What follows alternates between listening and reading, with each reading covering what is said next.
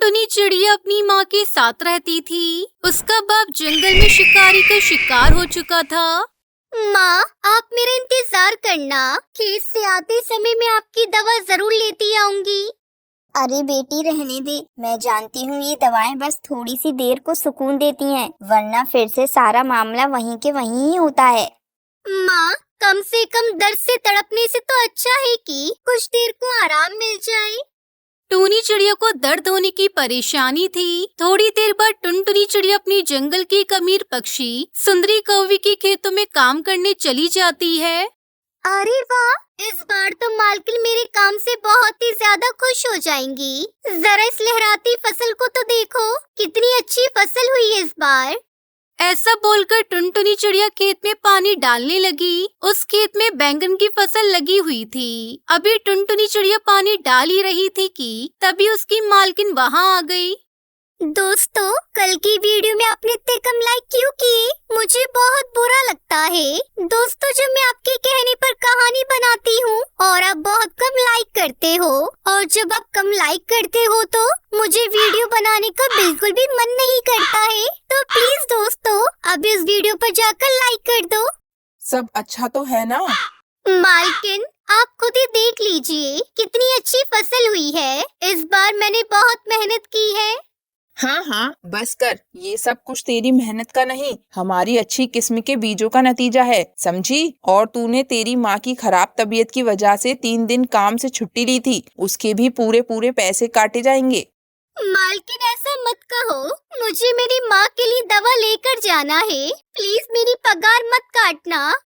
सुन चिड़िया, जितना तेरा निकलेगा उतना ही मिलेगा। ऐसा बोलकर सुंदरी कौवी सभी का हिसाब करने लगी और टुनटुनी चिड़िया को थोड़े से पैसे दिए। अरे, इतने में तो सिर्फ घर का खर्च चल पाएगा या फिर माँ की दवा आएगी। मुझे क्या करना चाहिए? अभी तो मुझे मकान का किराया भी देना है। बेचारी टुनटुनी चिड़िया को ऐसे ही सोचते सोचते खेत में ही शाम हो गई और शाम को टुनटुनी चिड़िया घर पहुंची। घर पहुंचते ही वो हैरान रह गई। माँ, आप ऐसे बाहर क्यों खड़ी हुई हो? और ये आंसू?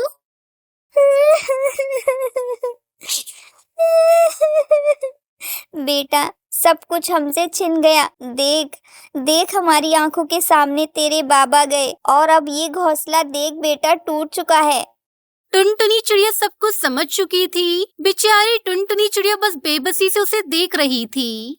माँ, जब तक जिंदगी है हमें कभी भी हार नहीं माननी चाहिए। क्या हुआ अगर ये घोंसला टूट गया तो? चलिए हम फिलहाल मौसी जी के यहाँ चलते हैं। टुनटुनी चिड़िया अपनी माँ के साथ अपनी मौसी के यहाँ जाने को निकल गई। किसी तरह से टूनी चिड़िया और टुनटुनी अपनी मौसी बबली कबूतरी के यहाँ पहुँची। अरे टूनी दीदी!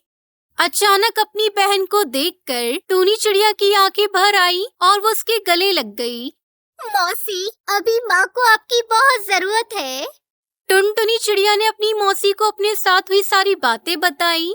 मैं तुम्हारी बात समझ गई हूँ टुनटुनी, लेकिन मैं यहाँ ज्यादा दिन के लिए नहीं हूँ। मेरे पति 2 दिन बाद शहर के जंगल जा रही है। तो आप फिक्र मत कीजिए मौसी जी, हम 2 दिन में यही शहर में ही कहीं अपना ठिकाना ढूंढ लेंगे। टुनटुनी चिड़िया 2 दिन के लिए अपनी मौसी के यहाँ रुक गई, लेकिन चिंता की बात ये थी कि 2 दिन के बाद वो कहाँ जाती, क्योंकि उनके आधे पैसे तो गांव के जंगल से शहर के जंगल आने में ही खत्म हो चुके थे। ऐसे ही देखते देखते 2 दिन भी हो गए। चलिए मौसी जी, अब हम चलते हैं। ऐसा कहकर टुनटुनी अपनी माँ के साथ शहर के जंगल आ गई और वो दोनों बस दर दर भटकने लगी। तभी उन्हें वहाँ एक छोटा सा मंदिर दिखा। वो दोनों सी मंदिर में चली गई और प्रार्थना करने लगी। हे भगवान जी, अब आप ही हमारा सहारा हो। प्लीज हमारी कुछ मदद करो। ऐसा बोलकर टुनटुनी फिर से अपनी माँ के साथ किसी बसेरे को तलाशने लगी। वो दोनों चलते चलते जंगल की खाली खाली सी जगहों पर आ चुकी थी, जहाँ बहुत कम पेड़ पौधे थे और अब रात भी हो चुकी थी। देख तो टुनटुनी, यहाँ कितने बड़े बड़े पेड़ खाली हैं, किसी पर घोंसला ही नहीं है। हाँ चलो माँ, यही चांद के नीचे अपनी रात काटते हैं। दोनों बेबस माँ बेटी वही पेड़ पर ही बैठ गई और चांद की रोशनी को देखने लगी। अभी वो बस चांद को देख ही रही थी कि तभी टुनटुनी को ऐसा महसूस हुआ जैसे कि किसी ने उसको छुआ हो। अरे ये क्या था? टुनटुनी चिड़िया ने उठकर देखा तो वहाँ पर एक छोटी सी लाल रंग की परी जैसी पंखों वाली परी बैठी हुई थी और वो टुनटुनी से बोली, कैसी हो टुनटुनी? तुम्हें मेरा नाम कैसे मालूम है? मैं तुम्हारे बारे में सब कुछ जानती हूँ क्योंकि मैं लोगों का मन पढ़ सकती हूँ। तुम बहुत ही दर्दों से जूझ रही हो तो इसलिए मैं तुम्हारी मदद करने आई हूँ। जानती हो मेरे जैसी परियां इस दुनिया में जगह जगह मौजूद हैं, लेकिन हम सिर्फ उन्हें ही दिखाई देते हैं जिन्हें हम खुद को दिखाना चाहते हैं। समझ गई, ये तो कुछ कुछ परियों की कहानी जैसा है। अगर तुम सच में एक परी हो तो प्लीज मेरी मदद करो। मैं वही करने आई हूँ। तुम अभी चांद को देख रही थी ना? ऐसा बोलकर परी ने चांद पर मंत्र पढ़ना शुरू कर दिया। वो जैसे जैसे मंत्र पढ़ती वैसे वैसे चांद से मिट्टी आ गई और देखते ही देखते वहाँ एक सुनहरी रोशनी सी जगमगाई। उस रोशनी में से वहाँ एक मिट्टी का घर नजर आया जिसमें खिड़की दरवाजे खुले हुए थे और उसमें टुनटुनी की जरूरत का सारा सामान था। अरे वाह, तुम्हारा बहुत बहुत शुक्रिया लाल परी। ठीक है टुनटुनी, तुम अपनी माँ के साथ यहाँ आराम से रहो, मैं चलती हूँ। उसके बाद दोनों माँ बेटी उस मिट्टी के बने घर में खुशी खुशी रहने लगती है।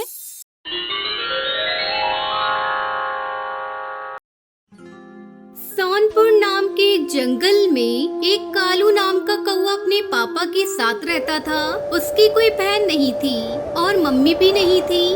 वो बहुत अमीर परिवार से था। एक बार वो अपने पापा के साथ नदी पार जंगल जा रहा था। पापा, मुझे बहुत भूख लगी है, मुझे कुछ खाना है। कालू, मैं जरा पास की दुकान से कुछ खाने के लिए लेकर आता हूँ। तुम यहीं पर मेरा इंतजार करना। फिर कालू के पापा उसको एक पेड़ की डाली पर बिठाकर उसके लिए कुछ लेने चले गए। यहाँ तो मैं बोर हो रहा हूँ, क्या करूँ पता नहीं पापा कब आएंगे। तब तक आप लोग हमारे इस वीडियो को लाइक और अगर आपने हमारे चैनल को सब्सक्राइब नहीं किया है तो जल्दी से सब्सक्राइब कर लें और कमेंट सेक्शन में जरूर बताएं कि आपको हमारी ये कहानी कैसी लगी। तभी कालू कौवे को थोड़ी दूर एक चिड़िया राखी बेचते हुए दिखाई देती है। उसका नाम टुनटुनी था। राखी ले लो राखी, सुंदर सुंदर राखी ले लो, अपने भाइयों के लिए राखी ले लो राखी। राखी? अरे वाह, ये तो बहुत सुंदर राखी है। ले लो ना भैया एक राखी, ये ले लो ना भैया, बहुत सुंदर है। नहीं नहीं, मैं राखी नहीं ले सकता। पर क्यों? ये तो बहुत सुंदर राखी है, आपकी कलाई पर बहुत सुंदर लगेगी। हाँ, राखियाँ तो बहुत सुंदर है, पर जिससे राखी बंधवाऊंगा वो बहन तो मेरे पास नहीं है। मेरा भी कोई भाई नहीं है, ऐसा करो तुम मुझसे राखी बंधवा लेना। कालू कौवा खुश हो जाता है और तभी दूर से उसको उसके पापा आते हुए दिखाई देते हैं। 4 दिन बाद राखी है, मैं यहीं पर तुमसे राखी बंधवाने आऊंगा, तो तुम मेरा इंतजार करना। अभी मेरे पापा आ रहे हैं, वो तुमसे बात करते हुए देखेंगे तो बहुत नाराज होंगे। अच्छा, मैं चलता हूँ। 4 दिन बाद जब राखी का दिन आता है तब कालू कौवा टुनटुनी चिड़िया के पास पहुँचता है और टुनटुनी चिड़िया कालू कौवे को राखी बांधती है। बहन, राखी तो तूने मुझे बांधी है, पर मेरे पास कुछ नहीं तुझे देने के लिए। मैं जब बड़ा हो जाऊंगा तो तुझे बहुत अच्छा इनाम दूंगा। भाई, मैंने राखी तुमसे कुछ लेने के लिए नहीं बांधी, ये रिश्ते के लिए बांधी है। आज से तुम मेरे भाई हो और मैं तुम्हारी बहन। अच्छा ठीक है, अब मैं तुम्हें अपने जूते तो दे ही सकता हूँ। देखो, तुम्हारे पैरों में जूते भी नहीं हैं। टुनटुनी के लाख मना करने पर भी कालू को उसे जूते दे देता है। टुनटुनी चिड़िया उन्हें लेकर बहुत खुश होती है। इसी तरह दोनों अक्सर मिला करते थे और बहुत सारी बातें किया करते थे। कालू को वो पढ़ाई करने के लिए शहर के जंगल चला जाता है। टुनटुनी बहन, अब मैं तुमसे नहीं मिल पाऊंगा क्योंकि मैं पढ़ाई के लिए शहर के जंगल जा रहा हूँ। जब मैं वापस आ जाऊंगा तो तुम मुझे सारी राखी एक साथ बांध देना। ठीक है भैया, मैं आपका इंतजार करूंगी। कुछ साल ऐसे ही बीत जाते हैं। अब दोनों बड़े हो जाते हैं और कालू की भी पढ़ाई पूरी हो जाती है और वो वापस अपने घर आता है। अरे टुनटुनी बहन, तुझे पता है तेरा भाई वापस आ गया है और राखी भी आने वाली है। अब तुझे इंतजार नहीं करना पड़ेगा। तू इस बार अपने भाई को राखी बांध देना। फिर राखी का त्योहार आता है। टुनटुनी चिड़िया कालू के घर पहुंच जाती है। उसका बहुत बड़ा घोंसला देखकर वो हैरान रह जाती है और अंदर जाने लगती है। अरे अरे अरे, कहाँ जा रही हो चिड़िया? मुझे कालू भाई से मिलना है। अरे कालू सेठ से कोई नहीं मिल सकता। और वैसे भी तुम हो कौन? मैं कालू भाई की बहन हूँ।